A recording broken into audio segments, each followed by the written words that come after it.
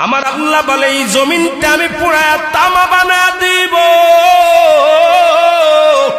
এই জমিনের মধ্যে যত পানি আছে পানিগুলো আমি আল্লাহ পুরায়া ছাই বানা দিব। যেদিন কিচ্ছু বলতে কিচ্ছু থাকবে না, সেদিন থাকবে শুধু আমার আল্লাহ। আজকে কার জন্য সুদ খাও, কার জন্য ঘুষ খাও, কার জন্য ব্যভিচার করো, কার জন্য অন্যায় করো রে মন, কার জন্য তোমরা এত বাহাদুরি করো।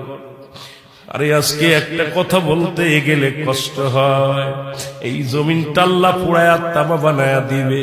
এই জমিনের মাটিগুলো পুড়ে হবে তামা। এই জমিনের যত পানি আছে পানিগুলো পুড়ে হবে ছাই। এই দুনিয়ার মধ্যে কিচ্ছু যেদিন থাকবে না, ওই তুরস্কের কত বাহাদুর, কত টাকাওয়ালা মিনিটের মধ্যে 30 সেকেন্ডের ভূমিকম্পে পথের ফকির হয়ে গেছে, রাস্তার ভিখারি হয়ে গেছে। আজকে তুমি দুনিয়ার মধ্যে কতই না মস্তানি করলা, এই দুনিয়ার কিচ্ছু নিয়ে যেতে পারবা না।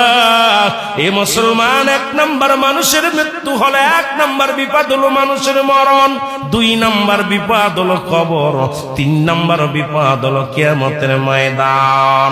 একবার কেন চিন্তা করো না রে মন, একবার 1 নাম্বার মরণ, 1 নাম্বার বিপদ হলো মানুষের মরণ।